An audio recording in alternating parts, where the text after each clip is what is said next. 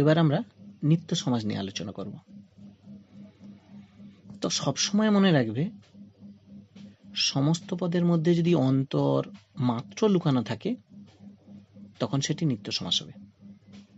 তো অন্তর অন্তর মানে কি না অন্য, আর মাত্র মানে কেবল। এবার দেখা যাক কিভাবে নিত্য সমাস হয়। যদি আমরা বলি গ্রামান্তর,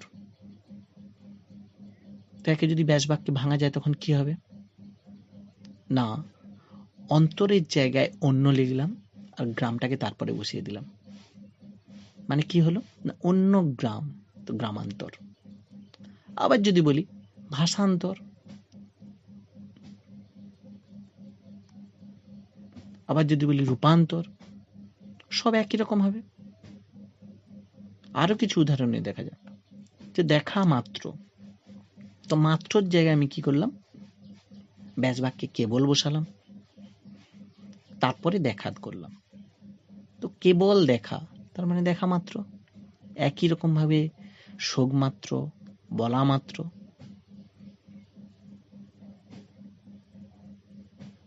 তো এগুলো যখন থাকবে, যে সমস্ত পদের মধ্যে যদি অন্তর মাত্র থাকে তখন তাকে আমি বলবো নিত্য সমাস।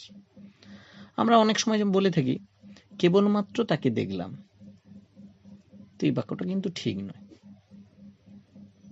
তো এটাকে যদি ঠিকঠাক ভাবে বলা যায়, আমাদের বলা উচিত কেবলমাত্র দেখলাম বা মাত্র তাকে দেখলাম।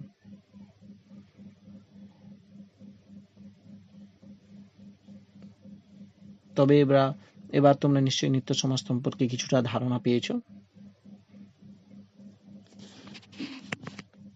তো এই তথ্যগুলো তোমরা খাতাতে নোট করে নাও।